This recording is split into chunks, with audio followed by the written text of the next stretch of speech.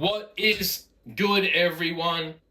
Thank you for clicking on this video. Thank you for liking. Thank you for subscribing. If you did, check this out, right? So usually my YouTube videos are personal development based, right?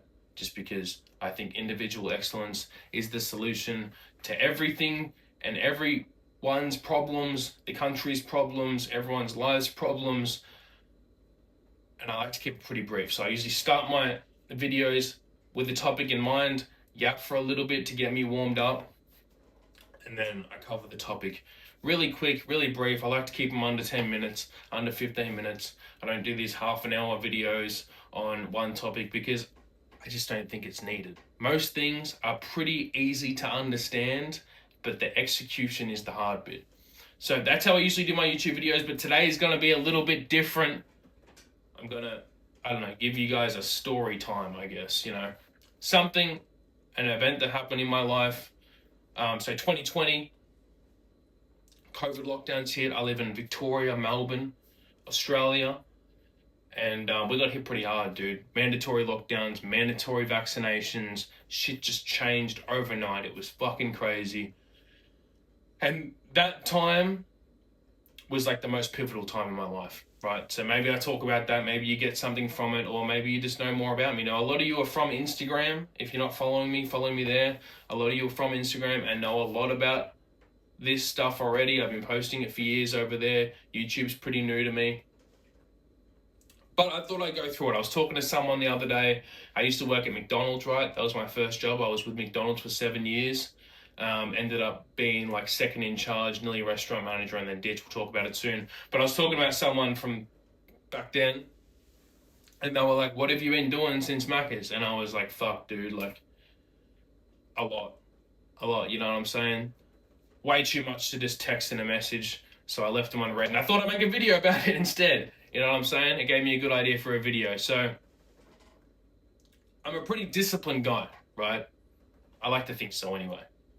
It's the only thing that has improved my life is being disciplined, mental toughness, aligning my habits with who the fuck I want to be, waking up early, working out, and using discipline and positive habits as a kind of vehicle to move me towards bigger and better things, right? I used to have a big drug problem. I used to have a bigger drinking problem. My drug of choice was cocaine. And all that kind of stuff happened at the timeline that I'm going to talk about. So, McDonald's, my first ever job. I started working at McDonald's when I was 14 years old. I wanted to work out of the back in the kitchen.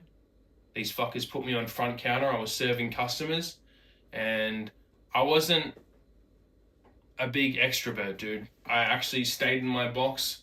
I played Call of Duty in my spare time. Talking to people was just scary as fuck to me. So I started working at Macca's, did a couple of years there. There's so many people that work in Macca's. You gain great friends. You build great relationships.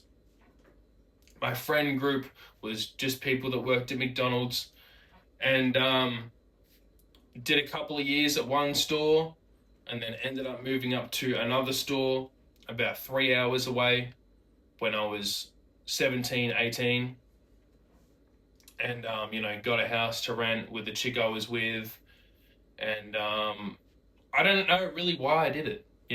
It's one of those divine intervention things. It happened for a really good reason. I learned a lot from it. It built who I was, and I got a lot from it. But 17 years old, I moved out of home, went up to Bendigo, and started working full-time at a Macca's there. The chick I was with ended up getting a manager position. That's kind of why we moved up there. When you start in Macca's, the thought of another job, just like, I didn't know how other jobs worked, So at Macca's, you're pretty much like trying to hustle for hours if you're trying to make money. And the idea of 38 hours guaranteed was a good idea at the time. We moved up there, we got a little unit to rent, some little shitty dingy unit next to like some loud ass Asians. It had mice in it. It was like $180 a week. We lived there for a little bit whilst I was working at Macca's. As soon as I hit 18, they pretty much made me a manager straight away. They're always craving for managers, and I was craving for hours and money because I had bills to pay. So started managing, ended up doing a couple of department managing jobs as well there. So they got 3 departments: product quality, customer experience. I'm trying to remember all this as I'm talking, and people performance, right? And when you're a department manager, you're in charge of that department, right? So people performance is in charge of all the crew training, all the hiring, all the people performance. Is crazy, right? And then product quality, you're in charge of the ordering, all the products, keeping on top of, out of date stuff, all that kind of shit. And a lot of back end stuff, like, not trying to spend too much on wasted food, like trying to order the right amount and all that kind of shit. So I ended up doing 2 departments whilst I was there, going on to do more. I did, I think, 7 years in total or something like that there, running shifts, doing fucking departments, hiring people, training people. I had a good team of crew trainers that helped me do all that stuff. McDonald's is so good at laying out like everything because it's such a big corporation, such a big franchise. They've got all resources already there. It's no business, no company that I've ever worked at runs as well as McDonald's. I know from the outside in, you don't really see it, but everything is all separate. There's heads of everything, and it just works super fucking well. And it did a lot for me with being a leader, because you're able to identify, single jobs that someone can do and whoever views that and everything like that. But 7 years at McDonald's, I was like fucking 21 or something when I left. And the only reason I left was because at McDonald's, obviously, it's 24/7. You do overnights, right? And the overnights were fucking skeleton crew, the most cleaning out of any part of the day, and just a ton of fucking work. And I kind of liked it because you get the store ready for other people. You got a little bit of time when it's quiet to do other stuff. And I mean, I was working like 70 hours at Macca's or something like that, 60 hours at Macca's a week, getting paid for 38 salary. I just thought that was normal. But you're expected to do so much at McDonald's, and you just do it. You don't even think. You never had another job. You don't realize how good it is in other places. So I was working overnights, and then a new gym was opening up like down the road, right? And then one of the owners of the gym, as they were opening, he said, like, you should come with me. And at this time, I hated McDonald's. I'd spent too long there. It was old. I was just there to fucking earn some money. I never really had a love for the job, just a need for money. You know what I'm saying? So the girl I was with, me and her have been together like 4 years, 5 years, and we'd been growing further and further apart in that time. And she actually applied to work at the gym, right? And then the gym replied to her saying, hey, we're reviewing your application. Can you get your boyfriend, they must have done some scoping, I don't know how they knew I was with her, your boyfriend to apply for the overnight position here, because they're a 24/7 gym and they were going to be staffed for the whole time. I'm not going to mention the gym's name because, they ended up going under anyway with a bunch of legal shit, and COVID hit them hard and they didn't pay bills and all that kind of stuff. So I'm not going to mention any names or anything like that, but they asked me to apply there, and I did. I got the job, and the chick I was with didn't, bro. Oh my God, that put me in a fucking position. That was pretty much one of the last nails in the coffin for that relationship. There was a lot of other stuff I really can't remember, to be honest, because I was so young and just trying to just fucking live and pay bills and have fun. I was drinking a fair bit. I started drinking when I was pretty young, man, like 14 years old. I live in Australia, dude. That's what we do. We sit in front of campfires and drink, especially from when you're out here. So I start working at a gym, right? And I start like loving the gym. I start like studying, how to do movements, food, fucking loved it. And you meet heaps of good people when you're working at a gym, or pretty much the whole job is saying hi and bye to everyone that walks in, and someone will stop and have a chat with you for 2 hours. And I was training people when I was there. I wasn't a qualified personal trainer, but I was like, fuck, I want to help people like get into this. This is such a good place. It helped out the gym. I was going to move in to a management role, like a store management role of the gym. Um, so I was just becoming friends with everyone. I fucking loved it. We had a tennis table inside the gym, and I remember me and one of the young boys that used to come in on the overnights used to play table tennis after my shift was done for like fucking 3 hours. It was great. It was such a good job, dude. I loved it so much. Um, so I'm working at the gym, loving it, training 6 days a week. First time in my fucking life that I was consistent at anything, eating right, or what I thought was right. I was fucking having like spaghetti bolognese and just a bunch of stuff that ruined my gut. I couldn't have it now. Not as often as I did, but I was just trying to put on fucking size, hit the gym, work at the gym. My whole fucking life was the gym. Loved it, dude. 2020 comes, or 2019, 2020, we start getting shit on the news that COVID's over in China. They reckon. They reckon COVID's killing everyone. You know, the big scare scandal that they ran, they got a lot of people's ass, including me, dude. I was fucking very naive at that time. And the gym had to close down because of COVID. And I still had a house to rent. By that time, we weren't in the shitty unit that was next to the Chinese people. We were in a state home of like 4 bedroom, 2 bathroom, massive living room, 2 living rooms actually, ensuite. It was a fucking hectic house. It was like a year old, and I was only paying like $380 a week. It was so cheap to what shit is now. Fucking for that now, you'd pay like 700, and this wasn't even that long ago, you know. So I had bills to pay, like proper fucking bills, dude. I had rent, I had electricity, I had fucking internet, I had a car loan that I probably shouldn't have gotten, a personal loan through the bank so I could buy this fucking F6 FPV BF hectic car, but I had shit to pay, and all of a sudden work just stopped. They just closed down, and I was like, "Fuck, dude."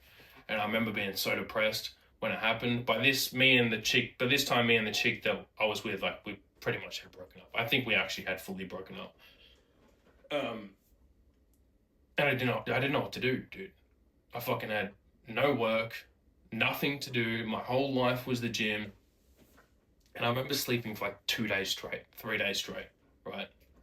And I've never been, I pride myself on this. I've never been a person that can just sit in a spot and expect, and just like accept that it's a shitty spot. You know, I was like, I got it. I woke up after 3 days, I had some fucking food. I was just, you know, when you're like, you're so depressed, all you do is sleep.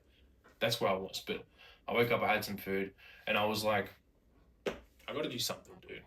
I gotta do something. This isn't working. I've got fucking bills out of my ass. By that time, I was in probably $10,000, $15,000 worth of debt, and still bills coming in, which doesn't seem like a lot, but to a 22-year-old, 21-year-old, bro, that's a lot of fucking money. That's a lot of fucking money. And I increased my personal loan of my car so I could pay off the chick I was with, so we could just I give it half and fucking see you later, you know, so I could be done with that. So my debt was more. I still had bills coming in. I woke up after 3 days of being depressed as fuck, sleeping, and I was like, I gotta do something, dude. I gotta fucking do something. And because the chick I was with, because we had broken up, my dad actually had come down and grabbed a heap of the furniture out of the house. That's what I ended up giving her money for. I paid her half of the furniture that we had in the house, and dad loaded up a truck and brought it down here, right? So the house was pretty empty. My plan was to just move in with a friend down at Bendigo, keep working at the gym. But after 3 days of just straight up depression, the house was empty. I was sleeping on a mattress on the ground. I was like, I think the lease was nearly up, but I had a couple of months left or whatever. I was like, I gotta do something. And my only fucking option was to just pack the car with whatever I had, drive up to mum and dad's. Not up, it's fucking down, about 3 hours.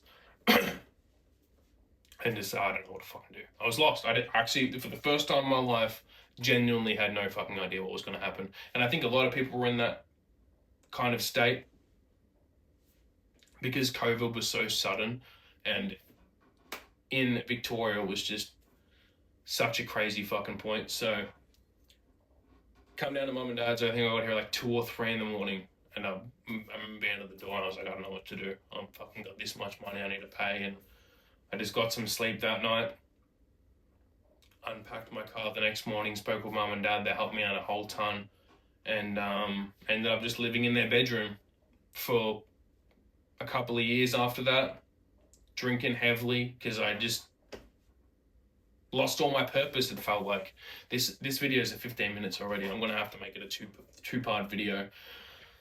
So I'm in my parents' bedroom. I applied at fucking Woolworths just to try to get a job. Everyone was searching for jobs during COVID. I remember the government was trying to give out little bits. I ended up taking money out of my super, paying some of my debt, and my brother actually hit me up and he said, we need a person at the job I work at, which was like a tire factory kind of thing. They do like trailer parts, tires, wheels, all that kind of stuff. I said, I never fitted a fucking tire in my life, man. In my life, I've never fitted a tire. He's like, it's easy as you'll pick it up. He ended up getting me a spot there, and brand new to it all. And I end up, I don't want to go like too fast through it, you know what I'm saying? Too fast through the story, but I don't want to make this fucking 30 minutes long. So started working when my brother was working, fitting tires, never done it before. And by that time in my life, I didn't have a lot of confidence. You know, the confidence that I did have from getting in shape and like being on top of my shit, that's why habits are so important. When you're doing the stuff, your self-worth is high. When you're not doing the stuff, your self-worth is low. It's the truest thing throughout my fucking life. So start working there, learning to fit tires. You know, they do like packing of like sending stuff interstate and all that kind of stuff. I'm drinking heavily and just start getting into, I don't want to mention names or anything like that, but some of the boys there did a little bit of coke on the weekends, just having a fucking good time. I was like, fuck it, I'll get into that. And this is really where the story just starts, and I'm going to end it there. I'm sorry. I'm not going to make this go for 30 minutes. I'll make a part 2 to this series, or maybe we keep it like going on longer and longer and longer and longer. I'm going to leave it there. I fucking love you guys. I'll see you in the next one.